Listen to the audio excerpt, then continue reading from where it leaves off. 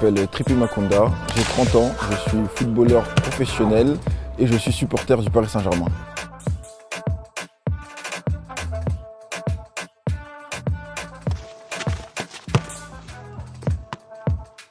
Un stade de foot comme le Parc des Princes, oui, je pense que, et même dans tous les stades qu'il y a dans chaque ville, ça représente quand même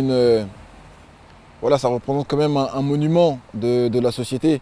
C'est vrai qu'il y avait une différence entre les supporters et ça c'est vrai que ça c'est quand même une histoire sombre du Paris Saint-Germain où il y avait des affrontements entre Boulogne et Auteuil. Maintenant, comme je dis, le plan Le Prou, quand le plan Le Prou est arrivé, forcément ça a fait jaser, mais je pense que c'était pour le bien aussi de la ville.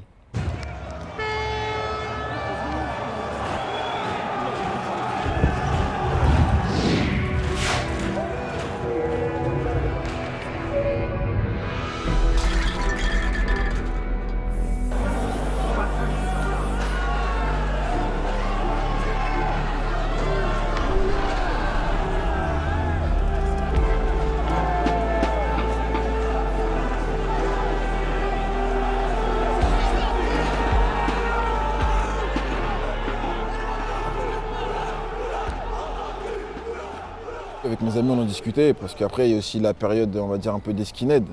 Donc moi, dans mon quartier, il y en avait pas mal.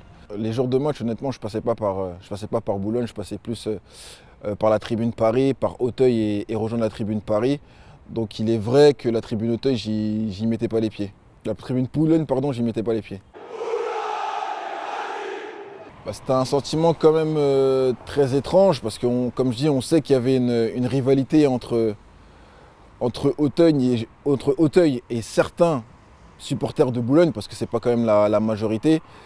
Donc il y avait quand même ce sentiment, reste un peu plus aussi sociétal. Donc le racisme existe et il existera. Après c'est société, hein. C'est un mot qui ne passe pas aux yeux de tout le monde, mais c'est comme une communauté, c'est communautarisme. Après ça on se met avec les gens avec qui on se sent le mieux. Donc ça on peut pas l'éradiquer, c'est comme ça. Je peux ne pas être en accord avec quelqu'un dans certains propos, mais si on arrive à se rejoindre dans le football, ça ne me dérange pas de regarder le match avec lui. Donc je peux pas dire que c'est pas bien. Après c'est vrai qu'il faut pas qu'il y ait une grande place par rapport à ça. Aujourd'hui les supporters du PSG veulent avoir une place, veulent reprendre leur place. Ce qui est normal, mais il ne faudrait pas que ça soit au détriment du club. Faut pas que ça soit quelque chose de politisé, quoi. Il y a des fois, je sens que ça commence à devenir un peu plus politique. Ça dérange un peu parce que ça c'est au détriment du club. Et alors nous, ce qu'on veut, en tout cas moi, ce que je veux, c'est que le club grandisse. Après, je pense le fait que Nasser ait un peu levé ce plan-là, ça a permis à une nouvelle génération de venir. Donc là, on a vu beaucoup plus de gamins venir au match. Certes, il n'y avait pas d'ambiance, donc c'était un peu là, mais toujours la même. Et de toute façon, quand on peut lire auprès des supporters, mais c'est vrai qu'on commence à avoir des goûts de luxe et c'est normal. Voilà, le PSG sous l'ère qatari a ramené quand même d'énormes joueurs. Encore aujourd'hui, Neymar et Mbappé à des sommes vraiment astronomiques.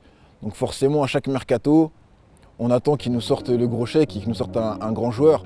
Après, ça, c'est parce qu'on est supporter et on veut le meilleur pour le PSG.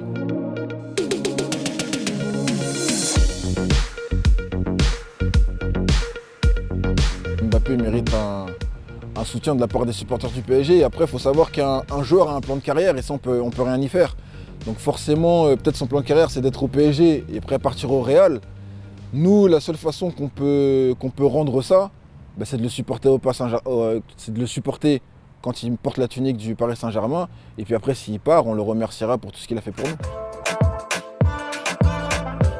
En tant que joueur, le fait qu'il n'y ait pas de supporters, je pense les supporters le vivent mal, déjà. Les joueurs aussi le vivent mal parce que c'est quand même le 12e homme. C'est celui qui, comme je dis, qui galvanise les joueurs. Et je pense que ça, c'est quand même très important pour les supporters et surtout pour les joueurs, d'avoir les supporters derrière eux à 100% et même plus que ça. C'est pour ça que des fois on peut avoir des comportements, je ne vais pas dire extrémistes parce que ça serait vraiment très gros, mais c'est pour ça que voilà, je pense que c'est tout l'amour. C'est tout l'amour qu'on porte pour le Paris Saint-Germain qui peut-être peut nous faire sortir certains mots sur certains matchs. Maintenant, c'est aussi aux joueurs de prendre conscience qu'ils ont des gens derrière eux qui les supportent à chaque moment, que ce soit dans le soleil, la neige, en hiver, en été. Il faut qu'ils arrivent à prendre conscience que ces personnes qui supportent le club, ils le font avec leur propre argent. Donc ça veut dire qu'ils dépensent pas mal d'argent au détriment de leur famille. Donc c'est quand même aussi un sacrifice de leur part. Moi, en tant que joueur, j'en ai conscience. Ouais, j'en ai conscience parce qu'après, j'ai quand même des amis à moi qui ont été abonnés à Auteuil et qui me le disaient à chaque fois. Et puis même, avant d'être joueur du Paris Saint-Germain, j'ai été supporter. Et je le suis toujours. On n'a pas besoin d'avoir une appartenance pour être le meilleur sur le terrain. La seule chose qu'on demande aux joueurs, c'est d'être performant. Après, c'est un peu complexe parce qu'on n'est pas forcément identifié au Paris Saint-Germain. Pour les joueurs qui arrivent au Paris Saint-Germain, oui, je pense que l'histoire du club doit être importante et pour le coup doit être imposée. Si, je pense qu'il devrait y avoir un cours sur l'appartenance, sur l'identité du club. On peut la transmettre en faisant le touriste, hein, en le baladant un peu à gauche à droite dans Paris pour lui montrer cette belle ville, lui montrer les coins qui sont les plus visités. Maintenant, au niveau du Paris Saint-Germain, le faire visiter le Parc des Princes. Là, je sais qu'il y a un musée maintenant qui a été inauguré il n'y a pas très longtemps pour faire connaître l'histoire du Paris Saint-Germain. Et je pense que c'est très important pour un joueur qui vient de l'extérieur de connaître l'histoire du club. Les supporters du Paris Saint-Germain doivent avoir un rôle pour expliquer l'histoire aussi aux joueurs, ne serait-ce 10-15 minutes pour leur expliquer l'histoire et surtout eux ce qu'ils vivent au quotidien. Je pense que ça pousserait un joueur à se transcender sur le terrain et puis même à relativiser ce que lui il endure.